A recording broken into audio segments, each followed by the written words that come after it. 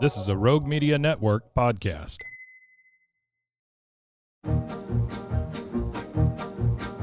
Stars at night are big and bright.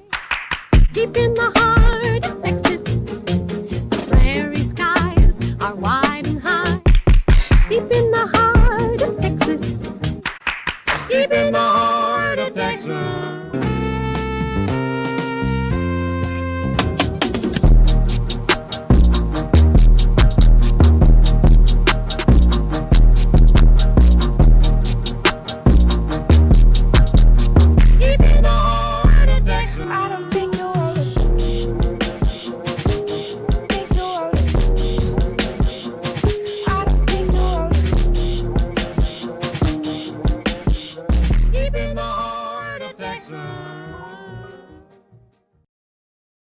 Why, hello there. Welcome to King of the Hill podcast. I am Mike. And I am still Rusty. He is still Rusty. You know, the biggest problem I have with this, Rusty, is I never look at the camera. I think I'm going to tape my camera to my giant monitor here just so that I'm looking directly at it or something. There you go. Okay, so we are at season 8, episode 12, or in the year of our Lord 8 ABE 10. This is the one last week was 8 ABE 9, and so they are following along here. They're a couple out of sequence, but yeah, they're a few out of sequence. But we're now, as everybody should know now, we've already discussed it. We're now in the era of digital. We're in the digital era for King of the Hill. Perpetually, it will never end. We're stuck in the digital loop from here until the end of time. That's right. Let's go with something. What would it be? You got analog, digital. What's the next thing? Virtual. Dun, dun, dun, dun. Yeah, virtual. I guess maybe analog, digital, virtual. They'll just plug us up into machines like they do on Big Hero 6. Is that what it is? Yeah. No, Wall-E or whatever it is. Wall-E. Whatever movie it is where they plug them up. I think it's Wall-E, right? It feels a lot more like Wall-E with the big fat people floating around on their little things. And yeah, that's what it is. That's what I was thinking of. Wall-E. Yeah. You take Wall-E and Idiocracy and put them together. You got what we got right now. We're getting there. Yeah, we're getting there. Well, Idiocracy every day. I've watched the movie now since the current political climate like 3 times, and I'll take notes while I'm watching it, and then I'll try to correlate it to things that are like actual in reality. And it's sad when more of the tropes in it are aligned with what's happening in reality than not now. So there's a show. You start applying it to the real world. Yeah, like giving like real world source information, like cited sources and stuff like that of like the comparisons. Yeah, that'd be kind of funny. This is Phish and Wildlife. Phish, of course, spelled Phish, because we deal with a lot of hippies in this one. It is a very hippie-centric episode. This was, talking of Phish and Wildlife. I always think of like, what is it? Farm and Stream? Is that the magazine? Yeah, Farm and Stream. Field and Stream. Yeah, Field and Stream is the magazine. Yeah, Field and Stream. Field and Stream magazine. The guy that used to run Field and Stream magazine now is the athletic director at Baylor University. Which, that's true. That guy was the Field and Stream. I didn't know he was a Field and Stream guy. Yeah, he ran the Field and Stream magazine, and now he's the AD of Baylor, which I don't understand the correlation, but hey, They also got one of the best quarterback recruits they've probably ever had since RG3 out of the transfer portal. They got that young man from Florida that's just amazing. Yeah, they got a good one. We'll see what they do with it. They can either make him successful or run him out of town, one or the other. Well, this is going to be one of those years for what is it, Aranda, and then their coach now. It's going to be one of them years for him where he's got to really produce, or he's going to be on the hot seat, I think, pretty soon. I honestly thought he would be on the hot seat this year, but anyway, they rode with him. Yeah, they rode with him. Yeah, he's a good Christian man. He's a good Christian man. This was originally aired February 15th, 2004. Hank and his friends take Bobby on an eat only what you can catch camping trip, only to discover that the park has been overrun by dirty hippies. Dirty hippies. Okay, so let's address some of the voices real fast, and then we can jump into it. So it's kind of But yeah, Fred Willard, he's Ranger Bradley. Rest in peace, Fred Willard. And the one that I really liked, I thought was probably the most hippie person in this whole like group of people is Melissa Etheridge. So you've got Topaz voiced by Melissa Etheridge, and Fudgy is voiced by Jamie Kennedy from the Jamie Kennedy Experiment. Really? Oh, I didn't know that. Yeah, I knew I recognized their voices, but I didn't know who they were. I just didn't look. And then a young Anna Faris does the stoned singing hippie chick. Oh, really? Oh, wow. Okay. Anna Faris honestly probably would have been a really good Luann. I think she could have been a good Luann, maybe live action Luann. Yeah, I think she definitely live action Luann. Yeah. She actually is pretty funny. That mom show was pretty good for a while. And then it kind of, turns into drivel just like everything else in America when we try to get 17 seasons out of something. They're funny. Yeah, I know. Ghetto Cowboy, welcome to the group. Artie, welcome to the group. I was in a box. Welcome to the group. Ghetto Cowboy says that Aranda's better than Bryles. I don't know. I think they fumbled the bag on Art Bryles, to be honest. Far fewer sexual assaults. Well, the court cases came out and everybody was squeaky clean. So I don't think that Art Bryles morally. I don't know. I don't think that Art Bryles. I think they really slandered the man's character. I don't think he was explicit about anything. I think I think he was the fall guy for the athletic director is all he was, because it was his program where the nonsense was coming from. He leaves Baylor and ends up going and coaching some high school Italian football. No, he coached Italian football too. He was in Italy coaching American Italian football, or Italians playing American football. And then there was a high school right here in Central Texas that renamed their field after him. And I mean, they had a good season with him. They went to state and everything with him. So yeah, I'm just not sure the guy is what they say he is, but because he came through the Texas Sports Hall of Fame and did a whole thing, and that place was packed to listen to. RG3, him and RG3 both showed up for that, because I remember traffic was kind of contentious down there in that area of town that day. Yeah, he had I don't know. Who knows? Because the biggest problem is trying to figure out what Baylor's telling you and what actually happened. That's absolutely. And that is the big thing, because Baylor is a very secret ballot society. They really they don't want people knowing what's going on and stuff. And it's because they have the religiosity thing. They have to keep up the facade of that, and instead of all the business stuff. Yeah, they really, really always wonder why they never can pack out their stadium. Well, they're in Texas and there's no beer. Yeah. Who wants to watch a football game and not be able to purchase a cold beer? Now that is something that this new guy has said he's going to change.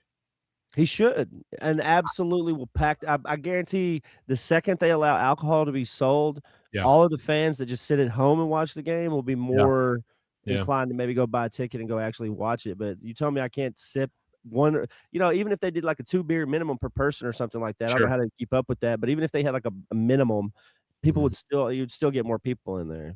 Yeah, I agree. Everybody's drunk anyway. Everybody gets drunk in the parking lot and then goes into the game anyway. So it's like you're wasting money. And then up in the boxes, there's plenty of alcohol. They sell alcohol. Yeah, the Baylor Club sells alcohol. Yeah, it's just not down in the stand because they don't like rowdiness. So we start this one. Yeah, they don't like people having fun. We start this one at the Hill House. It's nighttime. We're at the front door, and Hank and Ghetto Cowboy says same thing with Iowa State games. No beer. It's 2026. We need beer. I agree. Oh wow, I didn't know Iowa State was like that. Yeah, huh. That's amazing. We get in our own little bubble here and think we're the only ones affected. So they're at the door and they're leaving, Hank and Peggy, and they're seeing Bobby off. Bobby is a little antsy about the fact that he's having to stay there by himself, which I don't really understand. Bobby's 12. But the one thing I did want to point out in this one is that Hank is in a green shirt for some reason. And then we see Hank in different clothing. Well, we see Hank in different clothing throughout this episode. which is really odd to see because you always see him in the same thing. Yeah, he's usually in the white shirt, blue jeans. Yeah. All right, so Bobby's like, do you really have to go? Hank says, you're old enough to be on your own, Bobby. Pretty soon the babysitters are going to be younger than you. Bobby's like, but, and Peggy, of course, the voice of reason, says, oh, you'll be fine. I've gotten rid of that hat rack you said looked like the devil. And Hank says, all right, have fun. And they just leave Bobby all alone. The thing is, we forward a little bit. Let's see, what do you say here? The Bobby is afraid to be home alone because Ms. Wakefield scared him. That's probably true. Yeah, it is true. So Bobby's in there. He's just clutching his pillow, sitting on the couch watching TV. And over the TV, we hear a Frankenstein monster in this day and age. I'm telling you, kid. And then you see it on the screen. It's like a Friday the 13th or something, but you replace Jason with Frankenstein, and he reaches through and grabs the cop and whatever. And so Bobby is scared to death. We go to the restaurant where Goober Smooches, where Hank and Peggy are eating, and Hank's just trying to make small talk, I guess, because he's like, Chuck Storm on Channel 5 predicts a possible moderate breeze for the camping trip. And Peggy's like, she does not care about this camping trip at all. Yeah, she doesn't care at all. Hank says, yep, I don't know how you girls get along without us every year. Peggy's just not even saying anything to that. She goes, the French onion, she's not paying attention.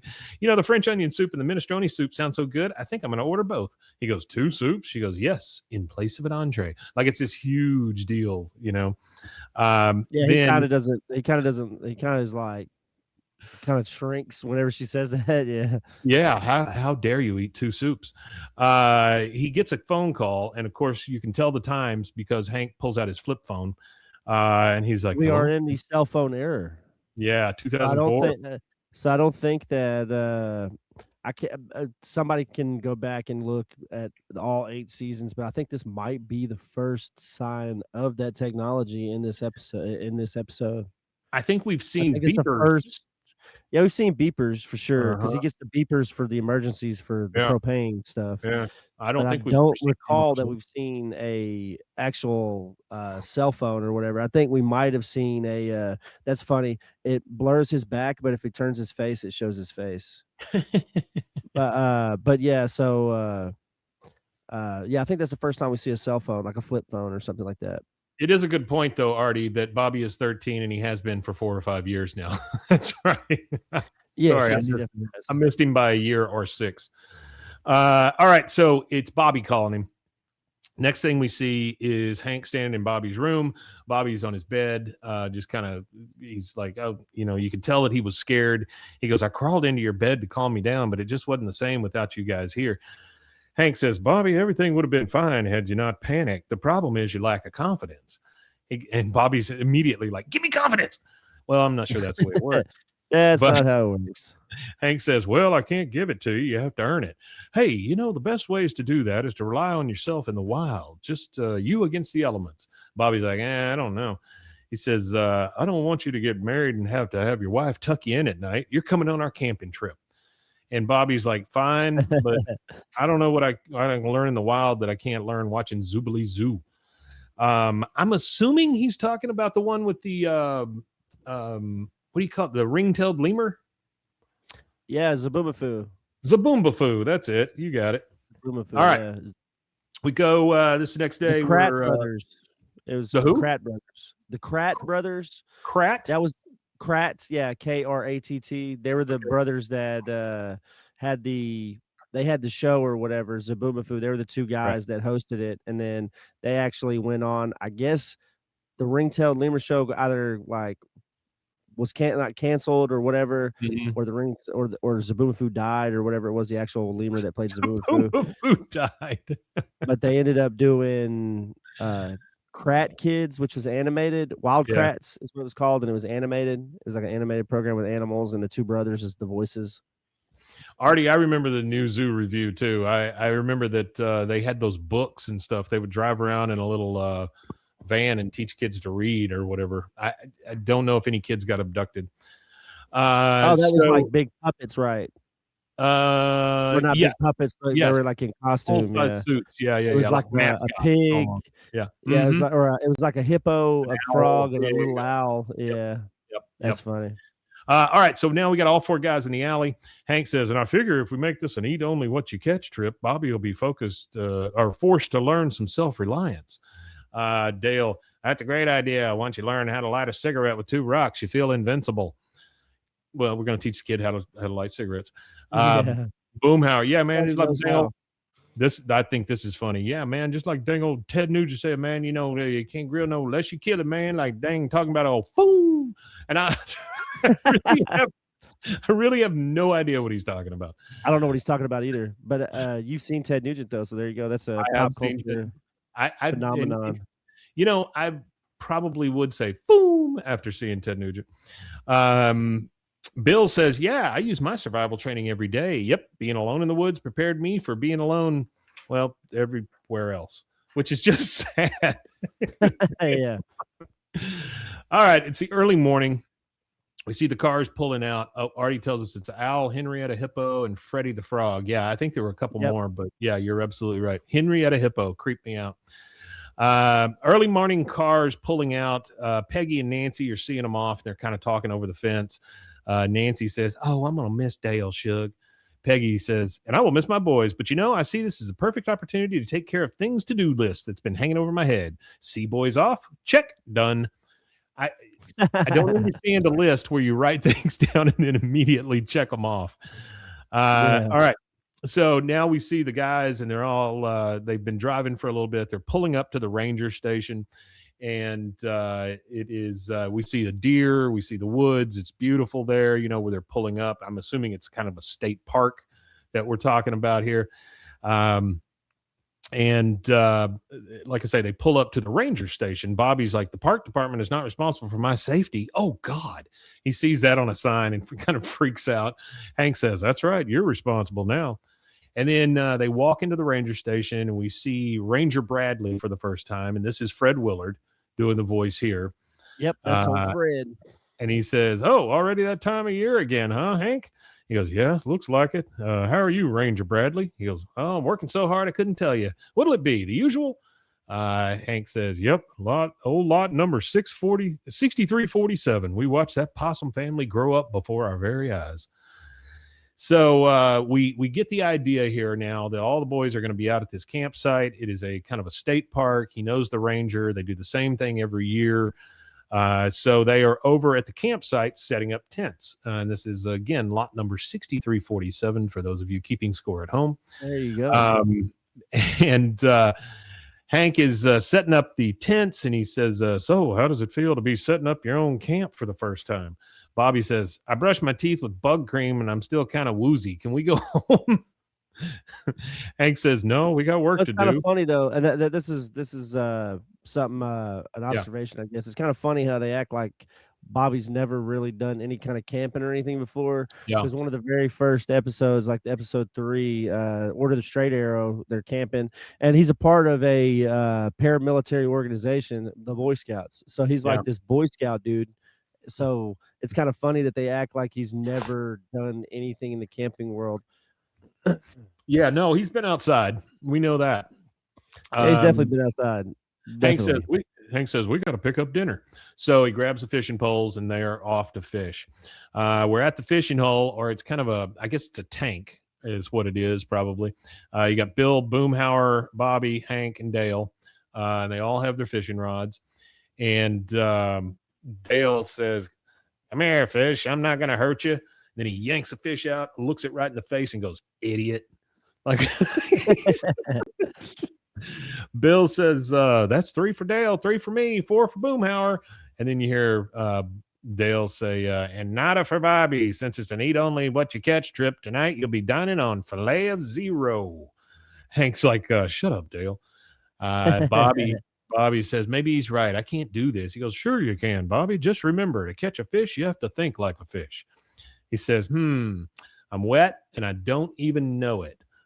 Hank's like, no. Where would you be feeding? Like possibly in that algae covered area over there. He goes, oh, that algae area does look good. Now we flash over to Peggy at home. She's on the phone in the kitchen. Nancy, in one day I've accomplished everything I set out to do. Do you think it'd be gilding the lily to refinance the house while Hank's away? Dumbass. She goes, uh-oh, someone's beeping in. So she answers the phone. Hello. You hear, Peggy, this is Dora Shelwyn from Tom Landry. And of course, Peggy, her first response is, are you retiring? That's because no, actually, I just needed your number for your veterinarian. I have a quick question. She goes, oh, go ahead. Like she tells her she needs to call the veterinarian, but then Peggy's like, yeah, go ahead, just ask me. She goes, I meant for the vet. You see, I bought this mynah bird and it just won't talk. And she goes, put the bird on the phone. What? She goes, trust me, I know what I'm doing. No, yeah, that's hilarious. Put the bird on the phone, please. I have things to say to a bird. Yeah. Puts the phone up to the bird cage, and she goes, okay, bird. Oh, I love Dora Shelwyn. Who's a good bird? I love Dora Shelwyn. Come on, bird. I got all day. And Dora, on the other end of this, she's like, this bitch is crazy. And so she just goes, I love Dora Shelwyn, and hangs up real quick. And then, of course, Peggy writes on her list, teach bird to talk, and checks it off. Like that is, that was one of her things that day, to teach the bird to talk. She did it, though. She got it. Oh, my God. Checking off the list.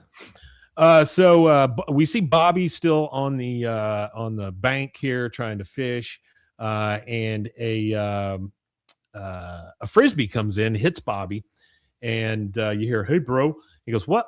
Oh, hi. And he turns around and he sees this hippie guy with he's got the dreads and the whole thing. He goes, if you catch anything, we should use this as a plate, and turns the frisbee upside down. Bobby says, I haven't even seen a fish all day and I'm starving. The hippie says, I got a hamburger bun top, still has most of the sesame seeds. And when he pulls it out, I swear there's some mold on it also. Yeah, it looks like it, yeah. Bobby's eyes get real big, and he starts reaching for it. In comes Hank. Bobby, don't take that. And the hippie guy says, it's okay, we can split it threesies. Hank's like, no, thank you. Thank you for that. But we're only eating what we catch this weekend. I'm trying to teach my son self-reliance. And the hippie guy says, no, I'm trying to teach him self-reliance. And Hank's like, what? He goes, yeah, the thing about self-reliance is it's like bad. And then this hippie girl comes through and says, hugs for smokes, hugs for smokes. I've never heard that one before. What a great system. Hugs for smokes. Yeah. And then you see all of these hippies start to kind of show up, right? They're dancing and they're moaning, which I thought was really weird. That is really weird. And you hear Hank go, look, and then he sees all the hippies and he goes, oh God. And then he turns around and goes, another one. And we see a hippie on stilts coming through, which is really nuts. I couldn't imagine why you would need stilts in the wilderness. But okay. Well, they do call this a gathering a couple of times. Yes. Which with that reference for the gathering, back in the 70s, there was a counterculture gathering. It started in 72. It was called the Rainbow Gathering, and it was in Colorado, is where I think it kind of started maybe, but they kind of do like the hippie counterculture thing and non-commercial rock festivals, that kind of stuff. So it's like a revitalization movement.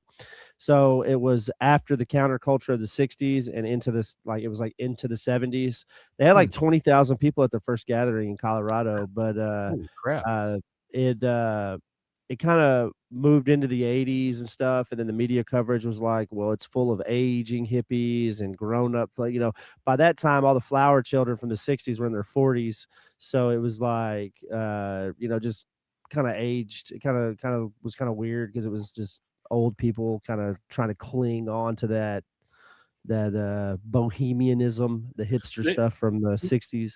The first thing I thought of course, was ICP, the gathering they put on, Insane Clown Posse. But that's a different gathering. But yeah, I got you. Yeah, that's a different gathering. It's crazy that it goes back that far. I was just thinking with like the stilts and stuff that fits ICP to a T, Now absolutely. Artie says it's one thing when Peggy acts like a kook at home. It's always trippy when she acts like that to outside people. That's absolutely true, because Hank has gotten used to this, right? Hank and Bobby both. They're used to her acting like an idiot. Fun fact, just one last fun fact about the Rainbow Gathering. Yeah. Snicker bars have emerged as a semi-standardized unit of exchange at these gatherings. So these gatherings they barter pretty much through everything because that's the stuff. They're bartering books and crystals and gems and weed and weed pipes and all that kind of stuff. So they're doing all that kind of stuff, and Snickers is actually a part of that. Yeah. I would love to see Dale go to the Gathering of the Juggalos. That would be fantastic. There's got to be an episode of King of the Hill that mentions Juggalos. There has to be. You would think so. Doesn't one of them? God, I swear to God, I thought one of them showed up in this thing. Okay. Yeah. I'm so pretty sure there's an episode. Artie says, my friend went to the Gathering in the early 90s, did a lot of acid, woke up with a kitten on his shoulder, and kept it for a week. Okay. That's good. Well, there you go. All right. So he goes, I'm trying to teach him self-reliance. He says, no, I'm trying to teach him self-reliance, and it's like bad. Hugs for smoke, says the girl. Then the hippies come in, and Hank's like, oh my God, another one. And he sees the one on stilts, and he goes, okay, I don't know what's going on, but you're going to have to tell your friends to get out of here. And Fudgy is who's talking here, goes, all of them. And then we start seeing them just come over the ridge. There's so friggin' many of them, right? They're all these dirty hippies out there. They're moaning and they're groaning and they're tripping. And Bobby looks around. He goes, "What are they, Dad?" And Hank says, "They're hippies, son." And then you just see all of them start to come over the ridge to the tank. That's going to be our first commercial break. We're going to take that, and we'll be right back. There it is.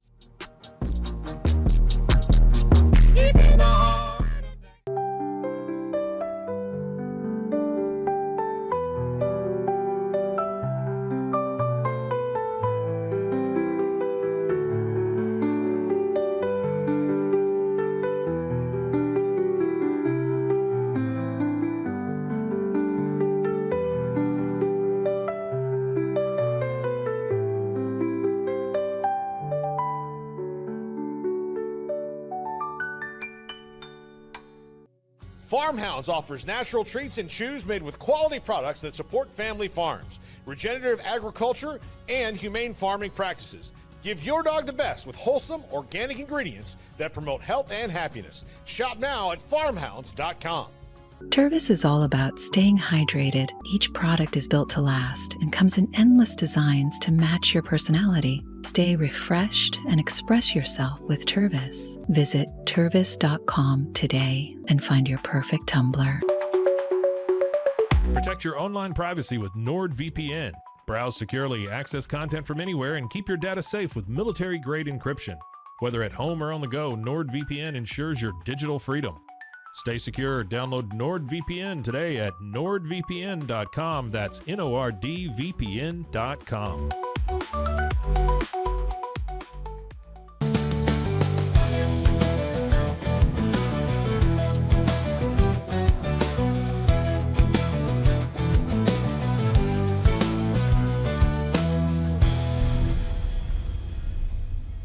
Looking for tickets to the hottest shows, games, and events? Ticket Liquidator is your one-stop shop for great prices, no hassles, and guaranteed tickets. Since 2003, we've been connecting buyers and sellers, providing access to sold-out events at prices lower than most secondary market options. Whether it's sports, theater, or concerts, our massive nationwide network ensures you get the tickets you want, guaranteed. For the best seats at the biggest events, start with Ticket Liquidator today at ticketliquidator.com. That's TICKETLIQUIDATOR.com. Ticket Liquidator.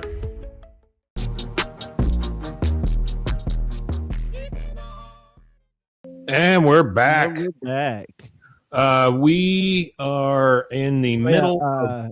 While we were on break, I Googled King of the Hill Juggalo. So if all of you go Google King of the Hill Juggalo, you'll see a fan-created picture of Bobby, Hank, and Dale, as he said Dale, and they're all standing there. And I'm gonna make a post about this too. The whatever you just showed. I got you. Haven't made the post. I was gonna make the post on Monday when the episode dropped. Oh, you're all good. I'm gonna talk about it here in a few minutes. We'll talk about it once we're done. I just wanted to make sure it was up there. Yeah. No worries. Okay, so yes, I would love to see some Hank with Juggalo makeup on. All right, so we are back. We're back at the tank. we've gotten all these hippies that have come over the ridge. There's just hippies everywhere. You can't throw a dead cat without hitting a hippie. And yeah, and then Boomhauer he sees them all. He's standing next to Bill and Dale, and he goes, "Hey man, I thought dang old Reagan got rid of all them in the old 80s, man. Talking about them yippee to yuppie, man." And of course, it's funny that he mentioned Reagan getting rid of the yippies. Yeah, got rid of the yippies and the yuppies. Dale, of that's course, what happened, right? Isn't that what the transition, like the social transition, was hippies to yuppies or whatever? It's like all the hippies became like the tech guys of the 80s and 90s. Very much so. Yeah. Because like if you think about Steve Jobs, he was a huge hippie, right? And then Steve Jobs. Well, he actually died because he was a hippie. Yeah, like he could have prolonged his life if he would have used actual medicine instead of the holistic approach. Which there's nothing wrong with holistic approaches to it because there is some truth, I guess, in some sense to certain holistic stuff like that. But it will not save you. Artie does say that the gathering is held in secluded areas, not in public parks. National parks. They do it in national parks, which are public parks. That's a But good they do point. it in national parks. Well, but he says, there's too much drug use, nudity, sex, that kind of stuff. So yeah, and national parks are national forests and national parks. That's the only place you can get where you are in the middle of nowhere and there's nobody near you, kind of thing. Yeah, I've been in some national parks and some places and stuff like that. I've been on some hikes where you actually have to have a lottery to be able to actually hike in these areas that I've hiked in Arizona and Utah. You have to put your name in nearly, like if you plan your trip, say you plan your trip for May, and that's when you want to be in that area for May, you got to put your name in for the lottery, probably December of the year before. So like a whole year and a half in advance, you would put your name in for the lottery. And when they pull your name, whatever that is, that is your ticket to get to go in there. So you can't go to certain places with that. It's like backcountry hiking, like that's really great. Like off the grid hiking stuff. Blah blah blah blah has come in and said, "Yo, blah blah blah blah. I really like your eggs on toast. That's lovely." Okay, so Dale's standing next to him and he's like, "This land is our land." And then we see a naked hippie say, "Welcome home, friend." And then Hank's like, "Bobby, go back in the tent. Go away and put some clothes on." And then the naked hippie again, "Hey, this isn't Kinko's, man. It's a gathering." He goes, "The what?" He goes, "The gathering, bro. Everyone's here. Crunchies and himpies, earth mothers, vegans, hyper vegans. We're all here. Thousands of us." Hyper vegans. Hyper vegan. I wonder what that Yeah. is. You eat the dirt that the grass grows in. I guess. Then Ranger Bradley walks up and he goes, "This may be the saddest day of my career." Like, yeah. Hank says, "Ranger, how could you have given all these people park permits? What were you thinking?" He goes, "Sorry, Hank, we were blindsided. They got a bunch of ACLU lawyers to sue, saying the First Amendment allows them to peaceably assemble without a permit." He goes, "Don't tell me that's covered by the First Amendment." And he points to the thing and he goes, "Public defecation is protected as long as they say it's political or artistic statement." And they do.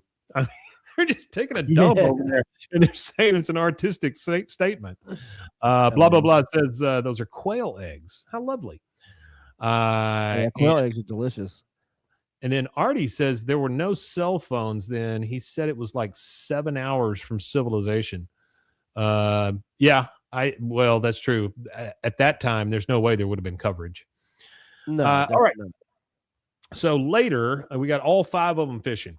The problem is you got bongos, maracas, and all this loud shit playing in the background, like where they're all having drum circles and stuff. And Bill pulls up his fishing rod and he goes, "Nothing again." There's just nothing there. Dale is pissed. He's like, "We'll never catch anything. We'll never catch anything. Fish hate loud hippie drums, and so do I." And then even Boomhauer's like, "Hey, yo." And then we get this woman, a hippie woman, coming through the water like a lady in the lake or something, right? And she's like, yeah. "Beautiful drifting gypsy man collecting empty soda cans. He whispered, Atlantis is not far away. Just travel on a manta ray." And Bill, That of sounds course. like some shit you would hear from Phish or Grateful Dead for sure. That's Oh, that jam band stuff. Bill, of course, Oh, is the rest one in that. peace to the Grateful Dead guy. Didn't there somebody from the Grateful Dead Yeah, just he pass did. away? He did. Weir.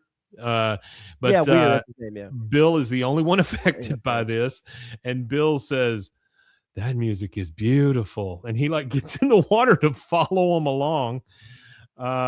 Dale hooks him, so we hear him go, "Eh," like that, and Hank says, "Dang it, I have to pull one more hook out of Bill." Yeah, this is foreshadowing to the fact that Bill loves this hippie stuff.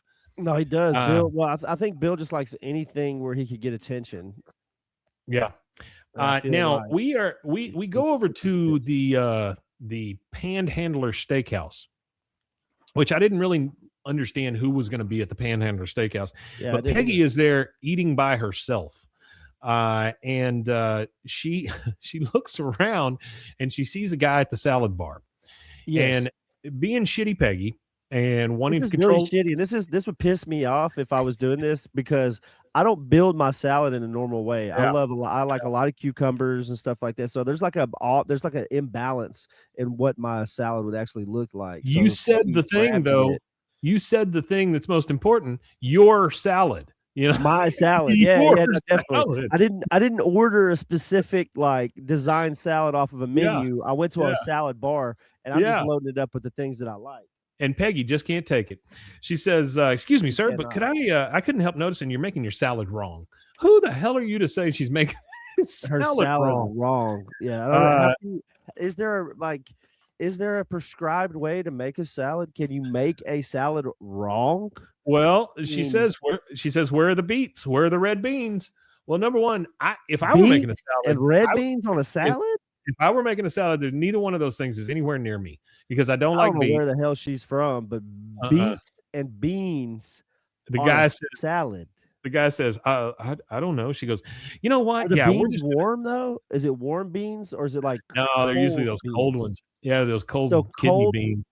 is this like a Yeah. thing from that era that I just don't I've know seen about? them on Like, a salad bar before. I never get them, but I have seen them on beets. those. I've never seen beets on a salad bar. Mm. I tell you, we went to that.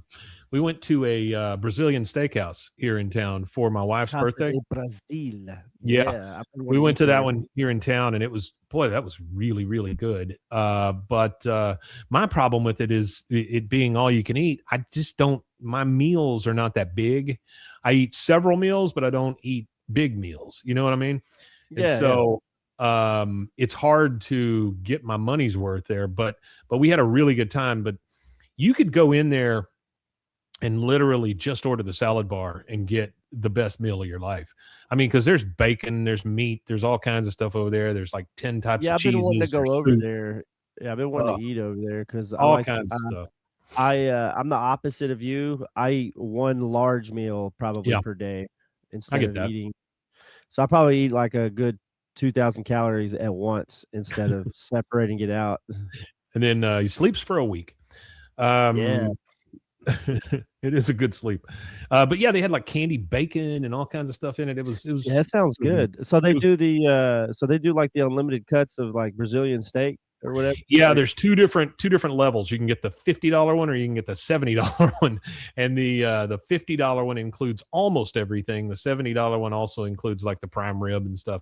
But honestly, I was thinking I would miss out on the prime rib or whatever, but boy, they serve you everything anyway. So I mean it's just get the cheaper one. And if you get to talking and like, they might even bring you a little taste of the prime rib so you can get a little sampling of it. You get more than enough, I promise you.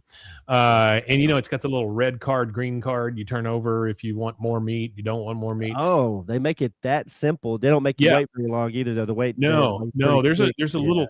It's like the size of a coaster, right? And it's a red on one side and green on the other side. If you want more meat, you leave it on green. If you don't, you put it on red. That's it. Getting the meat sweats thinking about it. It's super easy and super good.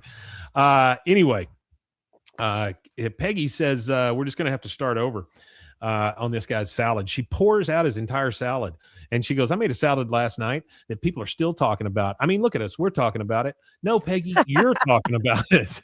That's like some Seinfeld like shit. Yeah, yeah. Everybody's That's what that talking about reminds it. me Look, of, we some are. Yeah, look, we are. All right, so we're back at the camp. What's the thing about airplanes? Yeah, What is the deal with airplane food? yeah, We got the hippies at the camp.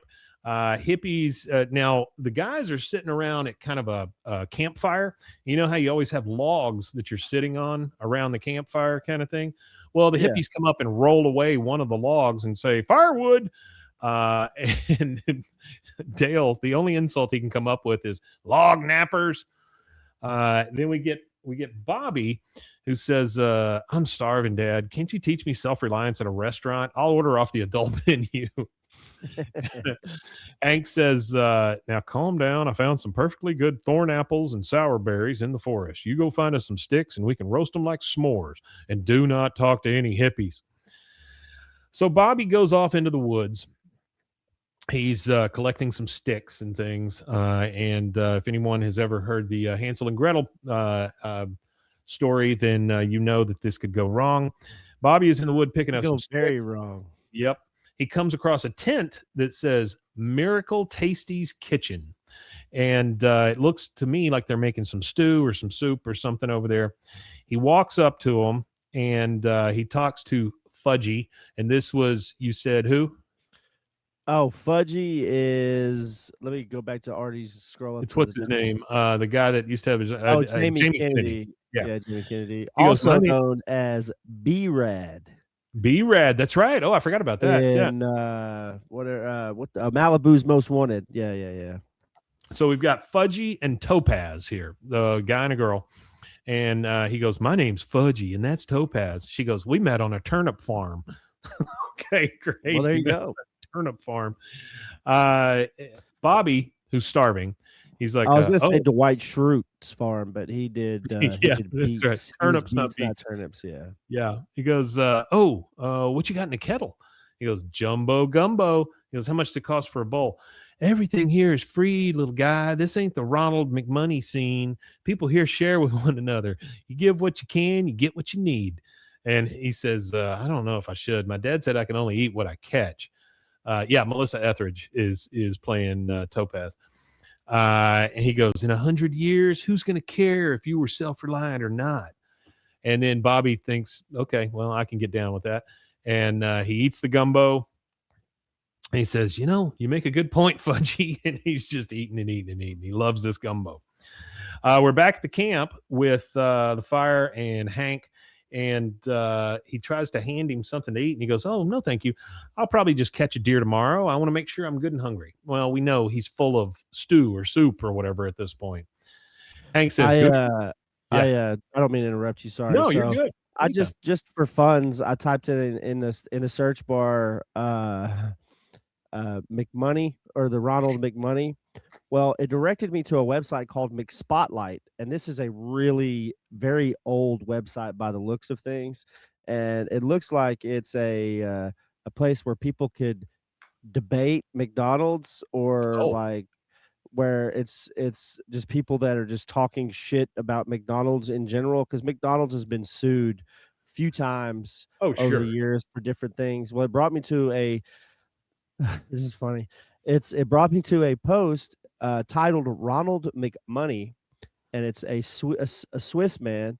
He said, "I don't like." This is written in the 1900s, by the way. We're going back in time. This guy might not even be alive anymore. That's writing this. Yeah. I don't like McDonald's because McDonald's is for me a typical American company. They only think for money. One of my friends in Switzerland worked 2 years ago in a McDonald's fast food shop. She told me that she was very unlucky in this time.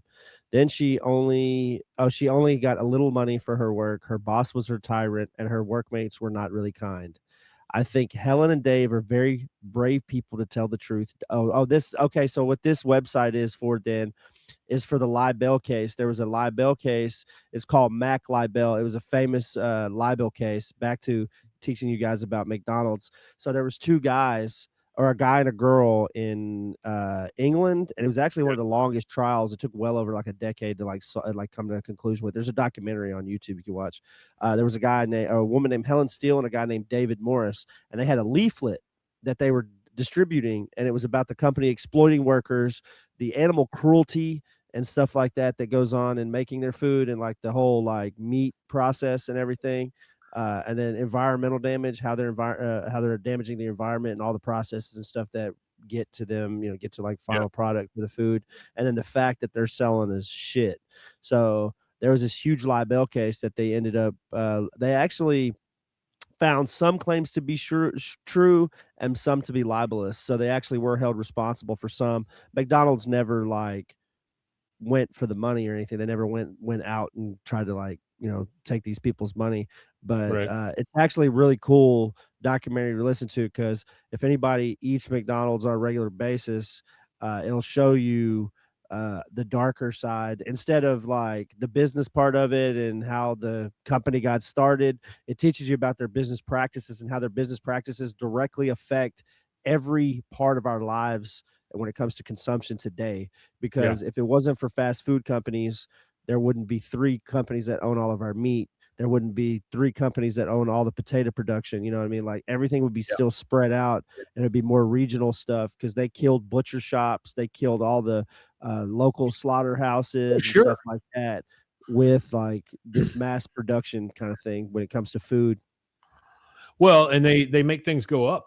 And we're seeing that with a lot of things. They make things go through the roof, because a good comparison to this is RAM right now.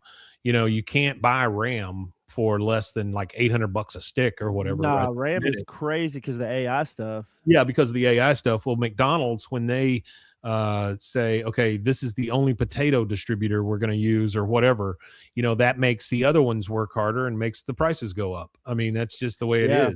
Well, then also it changes too. Like speaking of like potatoes and meat companies and stuff like that, it creates like this huge opening for these massive companies to come in and buy all the smaller operations to tie that into their operation. Because McDonald's, what started it was McDonald's went to the major potato supplier that they were buying from, and the major meat companies they were supplying from. And they were like, well, we buy for meat specifically. They were like, we buy from over 140 plus suppliers. We're tired of having, they have 140 plus invoices they have to handle and 140 plus companies they have to deal with. So they told them, well, we only want to deal with the major 2 or 3 companies. And then those 2, 3 major companies come in and they buy everything. And then everybody just becomes a, it's almost just the same way as it worked back in the day when the farmers didn't own shit and they worked on somebody else's land. We've reverted back to that. We got all the land from all the greedy landowners and started our own farms. And then now we're selling they have no choice, because the financial state that they're in, they have to sell their farms to these large companies. And now they're working for these large companies on farms their grandparents or great-grandparents or great-great-grandparents farmed on, so that's a big issue too. And they can't sell soybeans. There's the 9th month they've not been able to sell soybeans to China, and that's killed farmers. Like we're about to have to bail farmers out because of the tariffs. Yeah, I don't doubt that one bit. All right, so he has eaten this stuff, and we're back at the fire with Hank telling Bobby, Bobby said, I'm not hungry. I'm going to wait until I catch a deer tomorrow. Well, we know that's because he's full of stew or soup or whatever. It was good for you, Bobby. You're really hanging in there. You know what? If you can wait, I can wait. And then Dale and Boomhauer walk up, and Dale's like, goodbye, gentlemen, and good riddance. I'm one chorus of trucking away from snapping. And that's a song.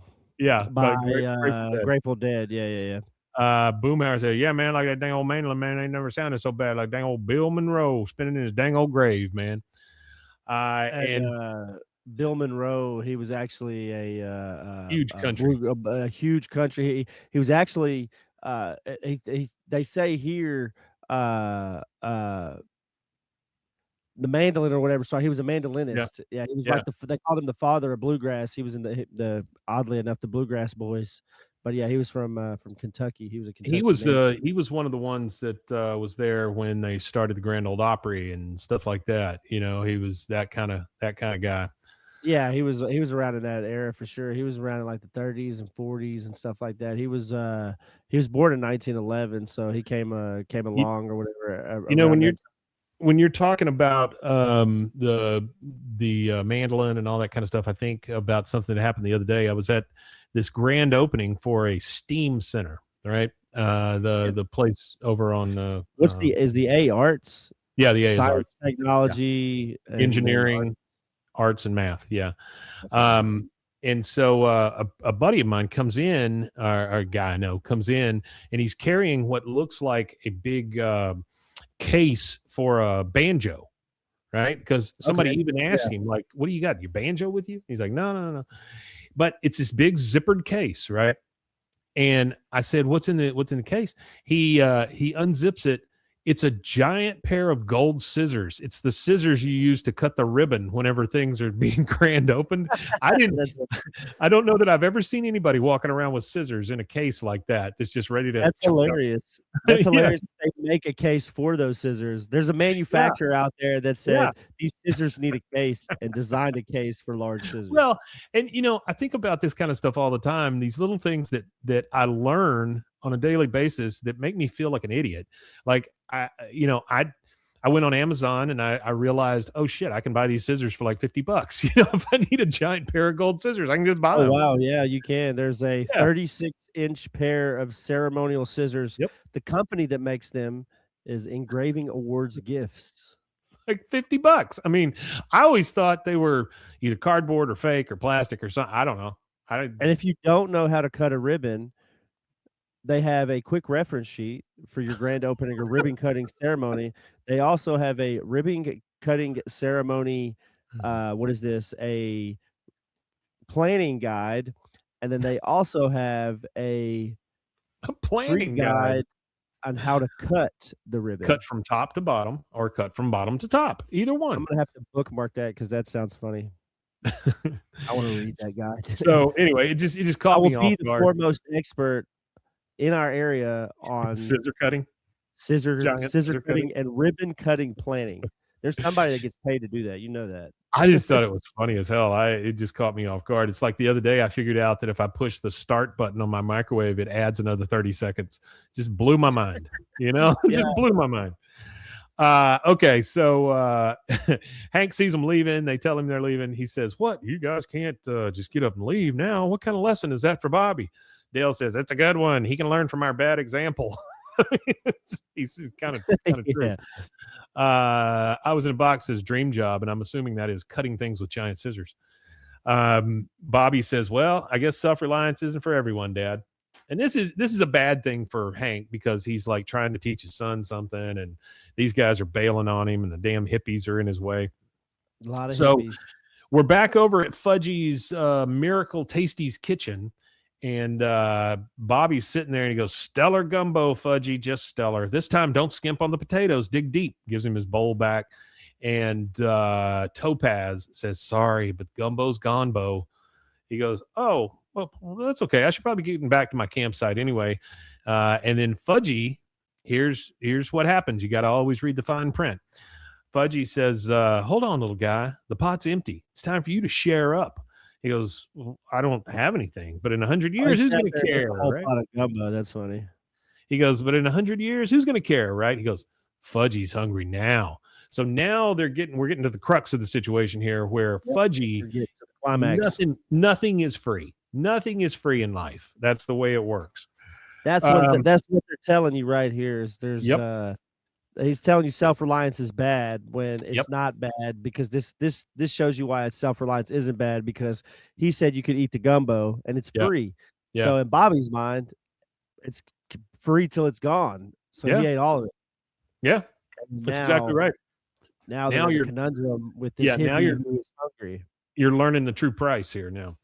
So he says Fudgy's hungry now. We go into Hank's tent and we've got Fudgy and Topaz there, and they're like, "And then I'm going to share your cooler. You think your dad's got any money we could share?" He sees the fishing poles in there and goes, "Hey, I can trade these for a burrito." Like, Bobby doesn't know what to do now, right? Because these hippies are he's in a weird spot. Yeah, they're going to come in and take all of Hank's stuff. Bobby says, "Wait, those are my dad's fishing poles. You can't take those." He goes, "We only want to share, guy. You didn't mind sharing our gumbo, did you?" He goes, "No." He goes, "So we're sharing back." Topaz says, it's a law of karma. Bobby says, well, promise me that you'll bring them back before my dad gets here. Nothing. No reaction, no anything. He goes, they didn't say nothing. They just took off. no, they just looked at him. He goes, so we're agreed, right? Nothing. He goes, you'll bring them back. Nothing. He goes, yeah, man, sure. And they just take off. They take off with the poles and stuff. Let's see. Artie says Fudgy is hungry now, and to fix that, he's going to have sex in Hank's tent and steals his truck. Yeah, it's true. Yeah. I was in the box says he's basically being robbed. Yeah, he is. He's basically being robbed. All right. So now we're outside of the tent. Bobby is sitting there, and he looks very nervous and very off. Hank says, still no sign of Bill. Probably got his head stuck in something, but I'm sure he'll turn up once we start cooking those fish we're about to catch. And Bobby says, actually, I'm in the mood for more thornberries or maybe a pine cone. He goes, Bobby, the fishing rods are gone. You were supposed to be watching this stuff. He goes, oh, I'm sure whoever took them will bring them back. He goes, thieves don't return stolen items. He's right about that. Bobby says, it's just a thing, Dad. They didn't steal something important like a smile, right? I mean, you can tell Bobby's been talking to these hippies for a while. Yeah. They didn't steal your smile, Dad. No, they stole his smile. He's pissed. Yeah. I don't think Hank is smiling now. Hank says, Bobby, he's ready to punch somebody in the yoni to get his. Oh, boy, you're not kidding. He goes, Bobby, that's just hippie talk, and all the hippie talk in the world. Too. Huh? If Hank's a true angler and he's really about his fishing, which most guys his age in Texas that are fit his persona, most of them do. They have the ugly stick. They have the Zebcos and all the crazy like expensive. I don't really know much about fishing. I'm not a fan of. Oh, you hit it right. You said ugly stick and Zebco. I mean, there you go. I know some things about it. I can fish, and I'm not bad at fishing because I fished as a kid. But I actually have a weird phobia of touching fish, so I can't touch. Oh, I don't like it. I can't go and throw a fish in the hook and take my own fish off the hook. And like, oh, you can't. That's a puss thing. Well, I'm a puss. But I could crawl up inside a dead deer and scoop its innards out. So I can't touch a fish, but I could gut mammals. So I'll if we ever go, I'll touch your fish. You scoop out my organs. Okay. There we go. I got it. Okay. Got it. Right. We're good. That was funny. Mike and Rusty surviving in the woods. That's right. It'd be like a camera pans, but the camera pans, and we're just standing in the median of a highway, and there's like a Walmart. That's right. Yeah. We got a bag of burritos with us. He says, Bobby, that's just hippie talk, and all the hippie talk in the world isn't going to bring our stuff back. We have to actually do something about it. So they're off to the hippie camp. Hank is he's storming off to the hippie camp. He goes in. He goes, "Excuse me, I'm looking for a couple of fishing rods, dual paddle crank handles." And we just see a hippie he's trying to talk to, and he's just like staring at a sock. And then he finally kisses the sock, and he goes, "Oh, never mind." And then we get a hippie lady in the sock, not kiss the sock. Yeah, he kissed the damn sock. Well, maybe afterwards. There's a hippie lady that comes up and she goes, might take it out for a meal. She goes, I'm really sorry to hear about your fishing poles, man. Hank's like, okay. She goes, if anyone can help you, it's the council circle. There's some real wise bastards there. Why did she say real wise bastards? Yeah, that was weird. It's just a weird thing to put in. He's like, thanks. She goes, hey, can you give me some money? He goes, no. She says, fascist. I mean, that's all it takes to turn her against Hank. That was real quick, yeah. All right, so we go to the hippie circle, the council circle, and it's already going on. And in the middle of a sentence, the guy says, it's only with teamwork that we can find Appleseed's missing teeth. It's just a great joke.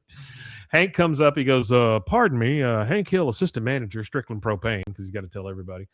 And you hear, shut up, quiet. What gives you the right? And then like on the side of the circle, we hear Bill say, the rules say you can't speak unless you got the feather. And Bill is just covered in mud. Feather. Yeah. Oh, he's covered in mud. He's got a tarp on his head. And he goes, oh, Bill, like he didn't know that it had gone that far. He's like, are you gone that far, Bill? He kind of sounded disappointed, like, oh, Bill, not Bill. He goes, hey, Hank, my new name is Energy Turtle. I've found myself Energy Turtle. I love that.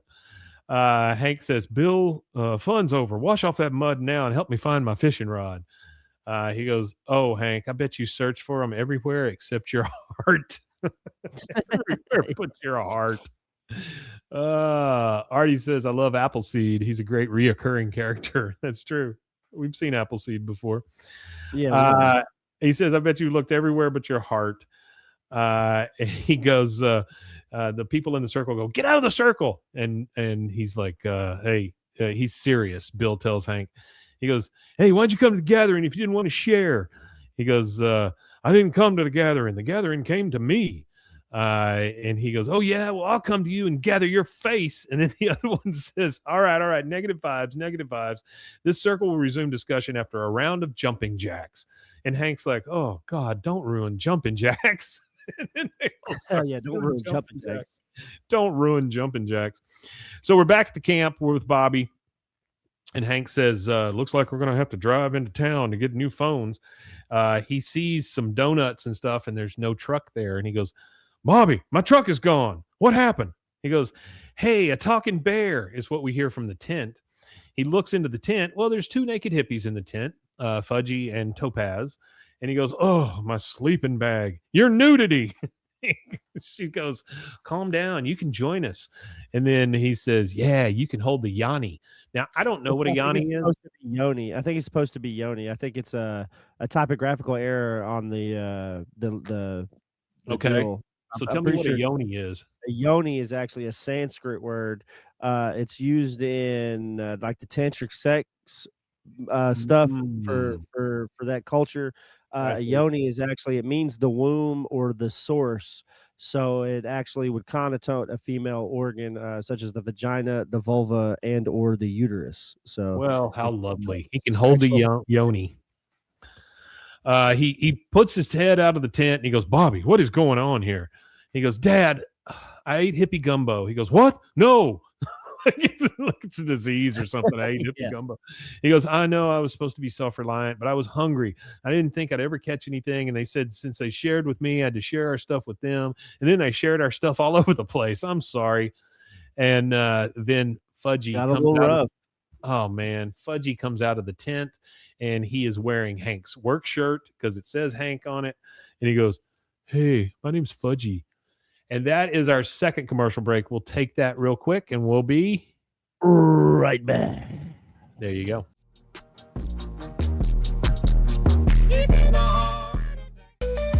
Join the Daily High Club, the premier destination for glass water pipes, vaporizers, and accessories. Since 2015, we've sold over 1 million quality products and teamed up with legends like Snoop Dogg and Tommy Chong. Ready to elevate your smoking game? Visit dailyhighclub.com for our El Primo subscription box or shop unique pieces today.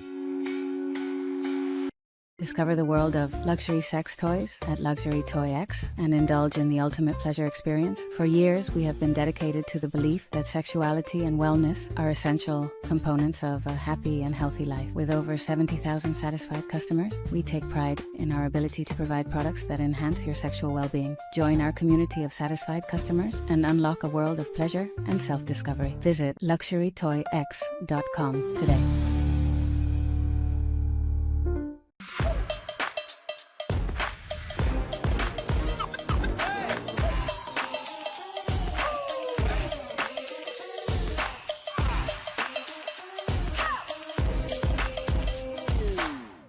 Apollo Neuro is a new kind of wearable that helps your body recover from stress, that helps you calm down and feel better. You sleep better, and you can get back to being yourself. Learn more at apolloneuro.com. I'm Hunter, the founder of Hello Cake, and today we're digging into ED meds. The number one thing we hear is that guys are sick of waiting for ED meds to kick in. Traditional ED meds take about an hour to kick in as they have to go through your digestive system, where Hello Cake's ED medication dissolves under your tongue and works in about 15 minutes. That's about 3 times faster than traditional ED medication. Curious about ED meds? Go to hellocake.com. Relax with Hemp Delicious. Organically grown hemp, massively blended with delicious organic herbs, responsibly sourced for their holistic benefits. Each sip offers calming, antioxidant-rich wellness. Brewed just for you. Sip the calm with Hemp Delicious. Find your blend at hempdelicious.com. Baby girl, were you staring at me? You know that's not convincing, right? Try again. Well, you shouldn't just be staring then. You should taste. I miss your presence, your laughter.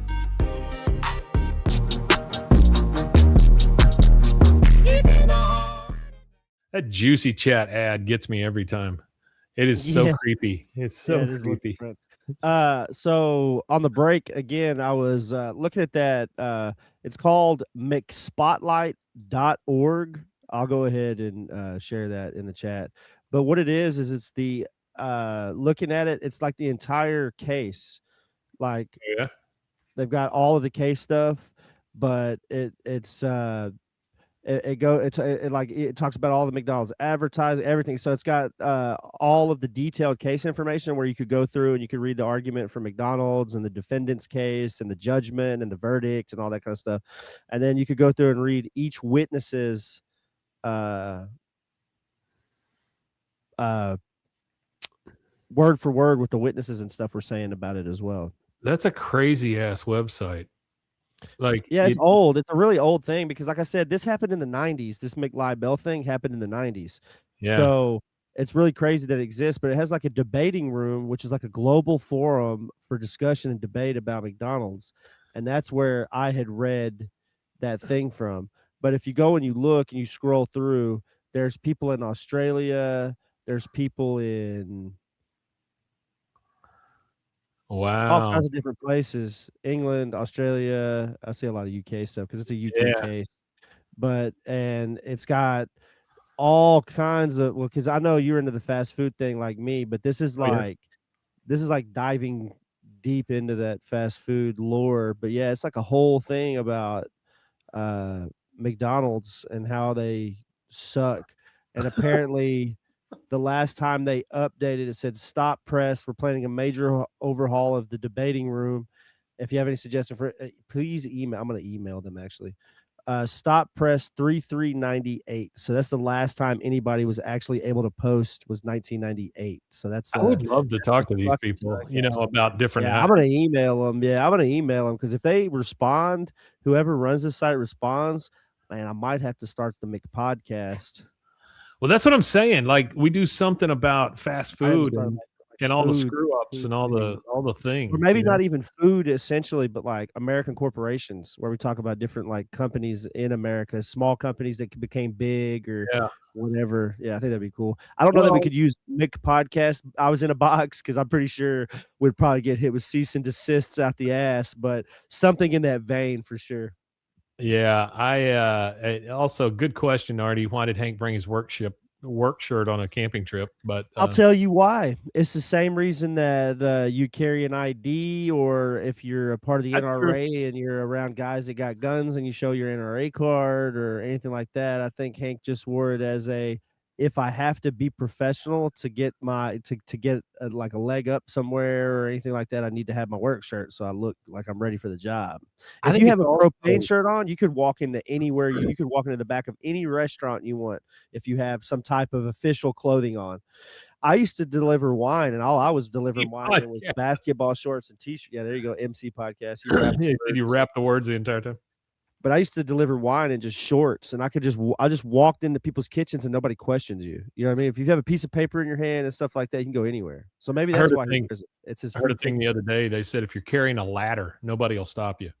Nobody will stop if you're carrying a ladder. Really, clipboard with a piece of paper on it works really well too. Because a lot of the wine places that I would deliver to, I would just have my clipboard in and a piece of paper, and I wouldn't even have wine with me because I'd have to like use the bathroom real fast or something like that before I delivered the wine. So I would just have the clipboard in my hand and I would just walk in, and nobody in the kitchen. Now a manager might like finally say, "Hey," I was like, "Oh, wine guy." They might say something, but like all the workers. If you just walk into a place with a clipboard, especially I used to deliver to some of these Whole Foods and stuff like that. I could just walk into the back area, like from the front of the store, walk in and walk to the back, and nobody would ever question you. I was in boxes. Same thing holds for a FedEx shirt. You're probably very right. I used to print out my own press passes and wear them and be able to push my way into like anime cons and things like that, because before I had any sort of backup, to go with, like with the network and things, I would just go and get footage by just kind of pushing my way in. That's the He best way to announces do that it, he's yeah. Hank Hill, assistant manager, stricken propane everywhere, even the circle. Yep, that's true. Yeah, he does. All right, so we are back. We are at a sunrise circle with all these hippies, and we hear, "Oh, divine son, we observe your holy wisdom. We observe your holy wisdom." And then Bill looks over at one of them and goes, "So the sun is God?" He goes, "Yes." He goes, "Wow." And then, right? Yeah. We go over to Bill is deep into this, and it doesn't take much to drag Bill into one of these things. We're at the ranger station now, and the ranger says, the security cameras show that your truck hasn't left the park. We'll monitor the exit at all times and make sure it doesn't. And Hank says, so what's your advice here? He goes, just sit tight. The park covers, and it's mushroom season. Your truck could be anywhere. So they're a little worried that maybe these people high on mushrooms have stolen his truck and done something bad with it. So we go back to the campsite, and Bobby feels bad because he's kind of let all this stuff happen. He goes, "Dad, I'm sorry I ruined the trip. It was all my fault." Hank says, yes, it was. I mean, that is cold, number one. But yeah, he goes, yes, it was. But you just took responsibility and admitted it. That's the first step towards self-reliance. He goes, what are you doing? He goes, I'm calling your mom to come pick us up. He goes, I guess I'll have to come back later and pack out my truck. He goes, you mean we're just giving up? He goes, the hippies have us surrounded, Bobby. There's nothing we can do. He goes, but Dad, hippies have us sound like it's a war zone. Yeah. He goes, oh yeah, Artie, it's a good point. He said you can see Bill dancing on the monitor when they're looking through at the cameras and stuff. He goes, but Dad, if we just give up, the hippies might just keep coming back forever. He goes, they're like locusts. He goes, they're like locusts, but I don't know what the heck we can do about it. I guess we'll just camp somewhere else next year. This is not like Hank giving up on these things. And so Bobby, being the voice of reason, he goes, well, maybe it's like what you said. If you want to catch a fish, you have to think like a fish. We just have to think like hippies. He goes, that is impossible. He goes, come on, Dad, just try. Okay, I'm a hippie. I'm naked. Because I smoked all my clothes. I love that. Yeah. He goes, yeah. And I don't like to work. He goes, right. And I like everything handed to me. I'm just like a kid. He goes, right. An overgrown kid who can't take care of himself. So now they're kind of mind melding. They've got an idea here as to what they can do to get rid of these hippies. And so we're back at the campsite for the hippies. And there is a M&S septic tank there, and the ranger is there pumping the stuff out of the porta potties, and Hank and Bobby walk up to him, and he goes, "Yeah, figures this is the one place they're not burning incense." He looks at Bobby and goes, "Stay in school, son." I mean, it's please stay in school. It's a great one. It's a good one. Hank says, Ranger Bradley, the First Amendment guarantees the hippies the right to be here. But as Bobby was pointing out, does it guarantee them the right to park services? He goes, yeah, the ranger station shouldn't have to deal with this. The ranger says, yeah, you're telling me. Did you know that that hippies are the number one source of airborne and riverborne pollution right in front of Dow Chemical and Mexican trucks? That's such a good quote.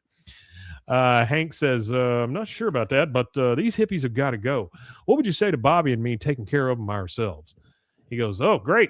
How many fire hoses do you need? I've got some pepper spray. I can take down a bear.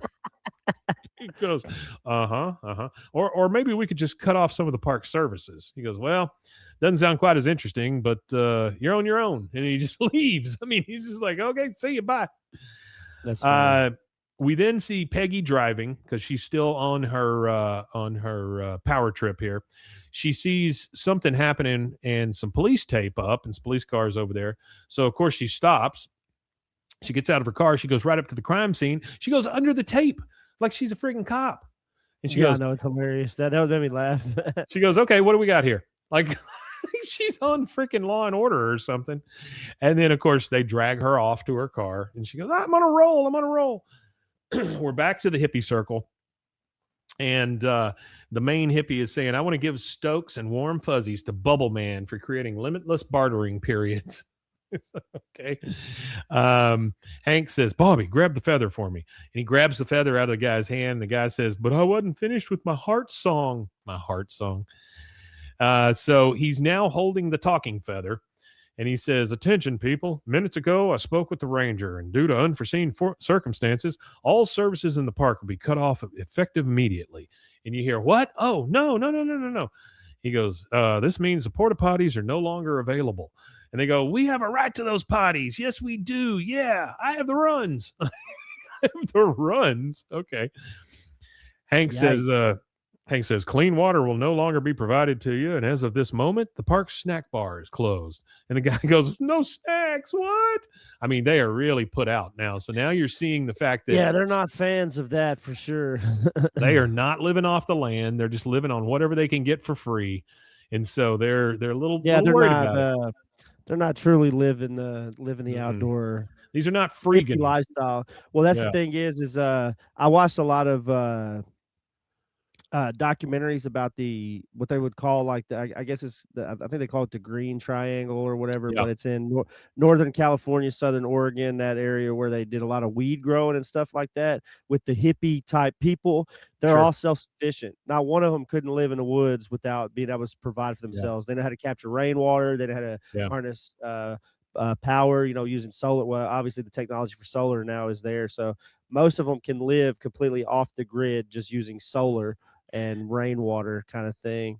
These folks are different. They just want free shit is what it is. Well, there's also an intentional community of people. A guy started it. It's called Earth Ships is the name of the style of home that he builds, but it's a self-sustaining home, and they're built in the New Mexican the New Mexican desert. That are built into the thing. No, they're not domes. So what it is they are built into like a recess, they're like mound dirt over it. But what they use for the insulation is old tires and recycled stuff like recycled glass and stuff like that. So the houses are also 100% sustainable. They obviously hook them up to solar for power, but the water is collected in a cistern from the rain. They only get average 12 inches of rain a year. So they collect that 12 inches of rain and they make that 12 inches work all year long through this recycling system it has. So the water is fed through this little river that flows through a part of your house that you could also use to grow food, and it's also used to clean your water. So it's got root systems and stuff like that of plants and stuff. So it naturally filters and cleans your water the way nature intended. And then it goes through another like a UV system or something that they have set up. But it's all like self-sustained home is the whole premise of it, to where all the cooling, the heating, all your water systems, everything is like there. You don't need to be connected to the grid as far as water and electricity. So you're able to be, self-sufficient, but they're called Earth Ships, and they're apparently the cheapest one. And the guy's life goal was to make these as easy to put up as anything else. That's his life goal, is to make a product in that space that is easy to do. But most of his houses are complicated, and he's spent his whole life figuring out the system that works, and now he's at the pinnacle of his life, at the peak.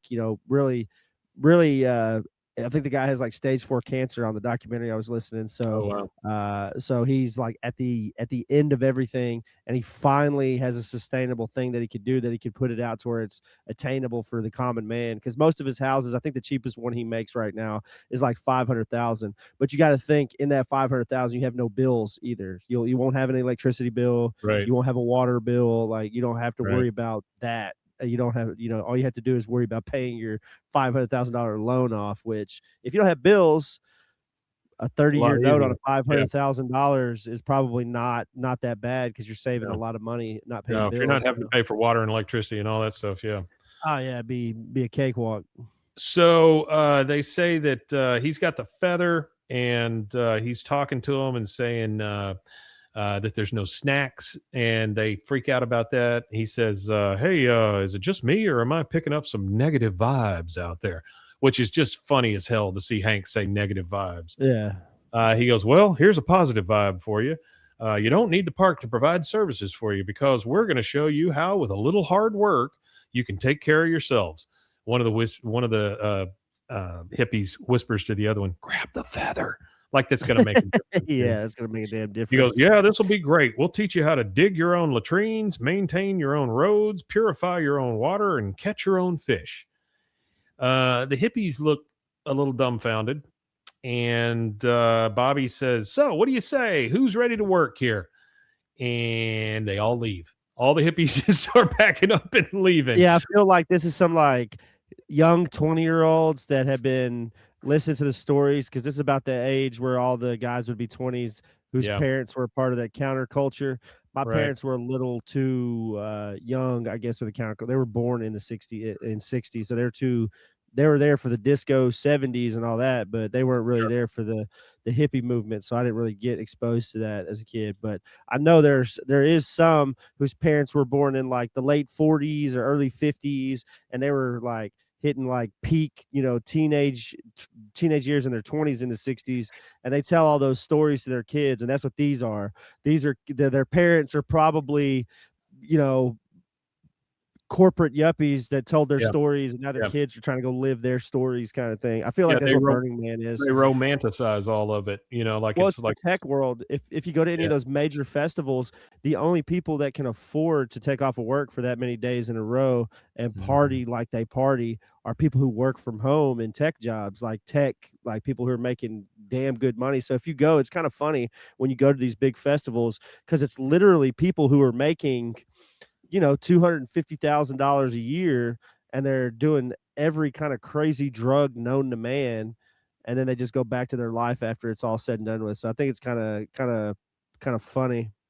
Artie calls them credit card deadheads. That's pretty true. Yeah. Okay, so one of them does turn to Hank and calls him Rumsfeld before he leaves.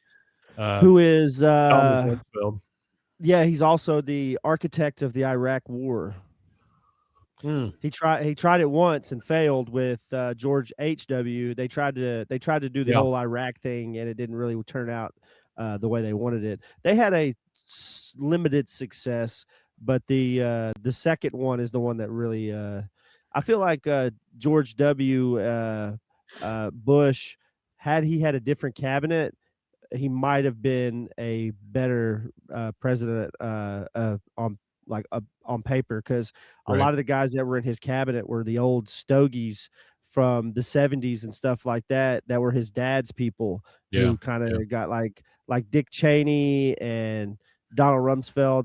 Like, those guys should have never been paired up with George W. Bush, but since their dad had all that Republican influence, they kind of were forced on him. Yeah, we kind of and now we've got a president that just start World War III to make some money, so that'll be good. Yeah, tariffs on all of our top allies just because they don't think Greenland is cool to do that, but whatever. It's insane. Oh yeah, man. So the Greenland thing. I don't want to go too deep into politics, but the whole Greenland thing's kind of funny, because one of the things that Greenland, the reason why that there's like a push for that is the people that are in his ear. So what it is there's two of his former I want to say former associates or business partners or people that worked with him or for him or something, whether it be in government or in his business life. I can't remember exactly which one, but they just signed a big deal with the company in Greenland to do mineral extraction. Well, right now, what do we need more of to make more electronics is those rare earth minerals. So Greenland has all these rare earth minerals and stuff. Well, that's what they're trying to do, is to create a Silicon Valley in Greenland, because they don't need a lot of water resources to cool the AI. You're building AI in Texas, you're gonna, like, all these AI things they're building around here, dude, we're not gonna have any water in 30 years. But if you go to Greenland where it's cold, you could use the natural cooling of, you could design your building in a way that uses the natural cold from the outside to cool the AI stuff. So that's what they're saying is the big thing about the Greenland push, is because of the technocrat thing. They want to go in and turn it into like a techno state and make it like a Silicon Valley in the Arctic kind of thing, because there's nothing in Greenland. So it's like a perfect place to just build some AI shit. So they just want to go literally suck the resources out of it and then abandon it, kind of thing. Well, we that's Venezuela also. It's just oil. But anyway, okay, so they all leave. Hank's like, so long now. And then Bill comes over and says, Hank, Bobby, I came to say goodbye and wish you much love. Like he's hanging on to it, right? He's hanging, yeah. And Bobby says, where are you going? He goes, Dallas. The Phish is playing a musical concert there. The Phish is playing a musical concert there. We're all going to live in the parking lot. See ya. And so he Wasn't takes off. Hootie and the Blowfish kind of like one of those jam bands? Maybe a little bit. Yeah. Maybe. And Bobby turns to Hank and says, will we ever see Mr. Dotrieve again? Hank says, well, around the 15th, that's when he has to report back to work or he's AWOL. So I always forget that he's active duty military. Yeah. Yeah. And then it shows the Ranger at the outside of his Ranger. So that really solidifies, honestly, sorry, I didn't mean to interrupt you, but you're that fine, solidifies the geographical thing even more. What do you mean? If he's an active duty military, there's one of the world's largest military bases in Central Texas. So it makes sense that he could be in this general area, Temple, Killeen, Belton. So the Ranger is outside his cabin and he's waving at the hippies as they go by, and he says, he's saying things like, go to hell, good riddance, hug this, just like so Hank and Bobby, they walk around, they find his truck in the mud. And it has a bunch of bumper stickers stuck all over it. A couple of them say, what would Jerry do? P for enjoyment, not for employment. Not employment. America KKK. Yeah. There's one that just says Dreamer. There's one that says it's 425. You're here. And then there's one that's just like a dove, a rainbow, that kind of stuff. Yeah. And then a talking whale, and then welcome home. Yeah. Yeah. And then Hank says, okay, you drive it and I'll push it. And Bobby gets in. He goes, on 3, punch the gas. He goes, I'm on it. And he says, 1, 2, 3, hit it. And then they get it out of the mud. He goes, okay, what do you say there, son? Ready to go home? He goes, not yet, Dad. We still got to pick up dinner. And so they go and they sit on the bank and they start fishing. And we get one of those beautiful Arlen sunsets. And that is it. Yeah. We get our credits. That is an episode. Yeah. That is our episode. Now on the on Hulu, when the episode was over, it said it said the thing about the Mina bird, right? It said, I love Dara Shelwin. But in the actual one, it's the Hank quote that says, they're hippies, son, after the credits. Oh, yeah. So a little bit different. I like that. But that's a really good episode. It's a fun episode. It's an episode that shows Bobby and Hank working together, and how Hank honestly didn't freak out too bad. You would think he would have freaked out a little bit worse, but really it was the guys who freaked out more than he did. No, he did. Yeah, he definitely freaked out more. So, all right. Well, guys, thank you so much for being here. We really appreciate all of you. We love the fact that you keep showing up for us, even when we do these live things. I was in box. Artie, no Joseph this time. I was in a box. Artie, blah blah blah blah blah. Anybody else who was here? Ghetto Hillbilly. A lot of folks were here, and I really appreciate you being here. If you want more of this, where can they find us? You can find us at BWAAAKOTH at all social media. And if you're listening to this, you can go over to youtube.com/@BWAAAKOTH and go give us a like, a follow, and subscribe, and go check out some of our content there. Now that you've said social media, I want to put something up here real quick. This is our first insider shirts. So we're going to put this, he's going to post this for us on Instagram. We've got 3 shirts to choose from here. You look at the Probot, he looks at you, you think, hey, things are going to be okay. That's a quote from Hank. Or you have the one that says, yeah, college wasn't for me. They made that very clear, from Bill. Or the last one, that dang old money's like the wind, man, only feel it when it's moving, man. So that's the Boomhauer quote. Now, if you will vote on one of those, that will be the first shirt that we make available to you guys. And I'll put a poll up for that soon. Yeah, that'd be wonderful. You guys go ahead and vote on those. We'll and hopefully maybe by next episode we'll be able to tell you, or next Monday's episode, we'll be able to tell you which one won. and which one's available. So remember, you can go to Instagram for that. That'll be at BWAAAKOTH to help us pick a shirt. Pick a shirt. I love the fact that these insider quote things, are things that we only know about. I think that'll be fun. But all that is pretty much done now. And I think there's only one thing left to say, which is... We Matanye. We Matanye indeed. Thanks for being here, guys.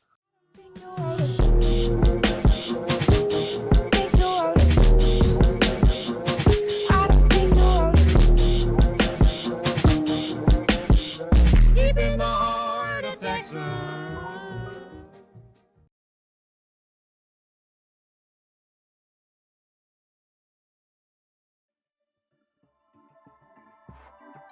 This has been a Rogue Media Network production.